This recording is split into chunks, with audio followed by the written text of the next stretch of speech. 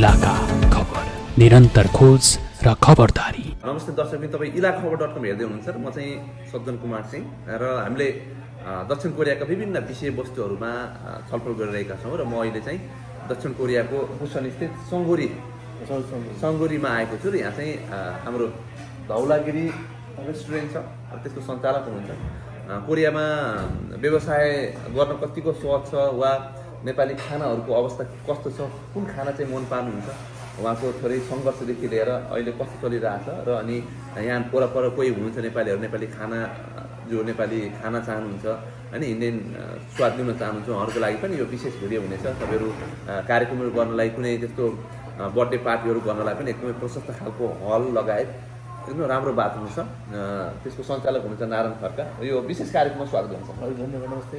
तपाईँले चाहिँ सुरुमा यो तपाईँको यहाँ कोरियाको बसाइ होइन कहिले आउनुभयो वा स्टार्टिङमा कसरी चाहिँ यो व्यवसायमा लाग्नु थोरै?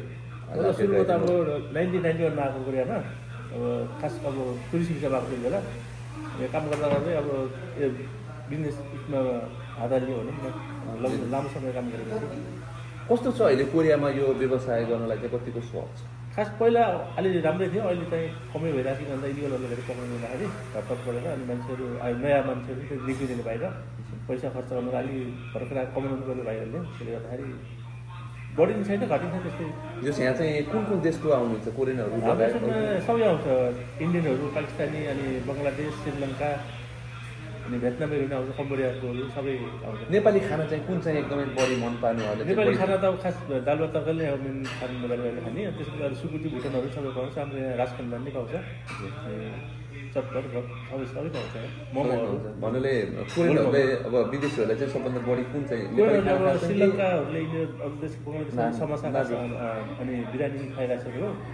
अब इन्डियनहरूले अब नानकरी भइहाल्छ, कोरियनहरू पनि आयो भने नानकरीहरू नै मनपर्छ। तपाईँ कहाँ आउनका लागि अब हाम्रो जो यहाँ वरपर हुनुहुन्छ वा सब हुनुहुन्छ कहिलेकाहीँ होइन, बिदाको समय चाहिँ शान्त ठाउँमा गएर बनाऊ भन्ने जुन एउटा योजना बनाउनु भएको छ, उहाँ साथीलाई चाहिँ कसरी यहाँ कसरी आउन सक्छ बताइदिनु। यहाँ अब साउथदेखि त वर्ष डाइरेक्ट आउँछ, 2500 आउँछ, अनि 3000, 3100, अनि ओजमदेखि सबै बस लाग्छ।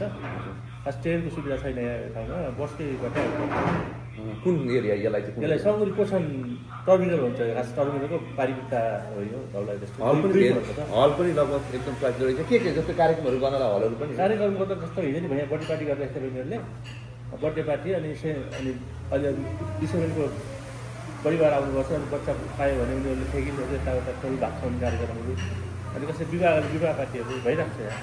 र तपाईँले चाहिँ अब जस्तो कि कोरियामा आएर व्यवसाय गर्न चाहनेहरू वा कोरियामा काम गर्न चाहनेहरूलाई के भन्न चाहनुहुन्छ? खास अब यो हात बिजनेस भनेको त एउटा यहाँ हात हालेपछि बाहिर निक्लिने बाटो छैन। फक्सिने जस्तै हो, एकछिन छोड्न मिल्दैन। र खास फ्यामिली एउटा भएकोहरू, पैसा भएकोहरूले चाहिँ गर्दा राम्रै हुन्छ।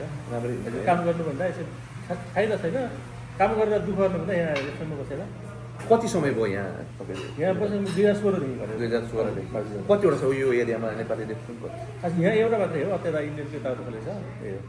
नेपाली चाहिँ यही छ होइन, भनेपछि राम्रो एकदमै प्रयास गरिराख्नु भएको छ। राम्रो अब खानाहरू हाम्रो भाइहरू 2जना हुनुहुन्छ, त्यो खाना काम गर्दा सबैले आएको मिठो भयो खाना हुन्छ। टाढा टाढादेखि आउनुहुन्छ कोरियनहरू पनि आउनुहुन्छ? कोरियनहरू अब 2 घन्टा 3 घन्टा लागेर यहाँ खानाको लागि आउनुहुन्छ, नानकरी खानाको आउनुहुन्छ।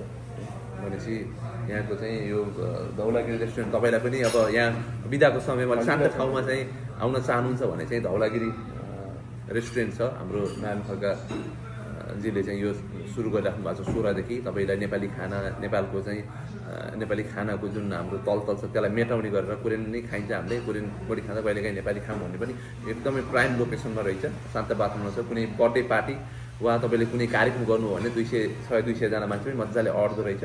सबैलाई आग्रह पनि गर्न चाहन्छु। तपाईँलाई हामीले यो व्यावसायिक सफलताको शुभकामना व्यक्त गरेँ। हामी पनि आयौँ, एकदमै खाना पनि एकदमै राम्रो, स्वागत पनि गर्नुभयो, राम्रो अतिथ्यता दिनुभयो, त्यसको लागि धेरै धेरै धन्यवाद। हजुर, थ्याङ्क यू।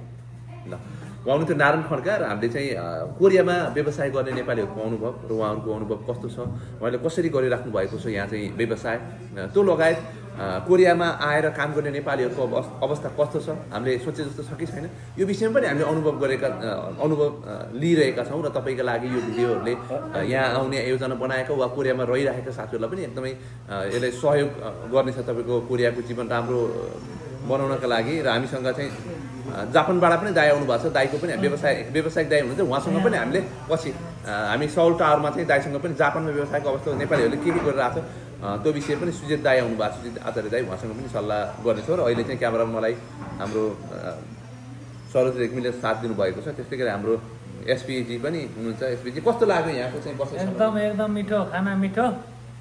अब जहाँ हुनुहुन्छ अब ठेगाना उहाँले दिनुभएको छ, त्यो अनुसारले चाहिँ तपाईँहरू आउनु होला, खानु होला, रमाइलो गर्नु होला होइन, त्यो भन्न चाहन्छु है मैले। र तपाईँले यो भिडियो सुरुदेखि अन्त्यसम्म हेर्नुभयो, त्यसको लागि धेरै धेरै धन्यवाद दिँदै अझै हामीले कोरियाका धेरै विषयवस्तुहरू, कोरियाको प्रविधिको बारेमा, यहाँका चाहिँ उत्पादनहरूको बारेमा, कम्पनीमा काम गर्ने साथीहरूको अनुभव लगायत यहाँ सिकेको कामलाई चाहिँ नेपालमा कसरी प्रयोग गर्न सकिन्छ भन्ने विषयमा पनि हामीले भिडियोहरू बनाउनेछौँ। तपाईँ हाम्रो च्यानलमा नयाँ हुनुहुन्छ वा हाम्रो च्यानल सब्सक्राइब गर्नुभएको छैन, इलाका खबर च्यानल सब्सक्राइब गर्नु होला। मेरो नाम चाहिँ सज्जन कुमार सिंह छ, त्यहाँ पनि तपाईँले फलो गर्न सक्नुहुन्छ। यस्ता भिडियोहरू आउनेछन् भन्दै आजको यो छोटो भिडियो यो दक्षिण कोरियाको सङ्गुरीबाट मैले यो धौलागिरी होटलमा आएर उहाँकै साथमा चाहिँ यो भिडियो हामीले तयार पारौँ। कस्तो लाग्यो सल्लाह सुझाव दिनु होला भन्दै आजको कार्यक्रमबाट म लगायत हाम्रो सम्पूर्ण टिम बिदा भन्न चाहन्छु। नमस्ते। इलाका खबर, निरन्तर खोज र खबरदारी।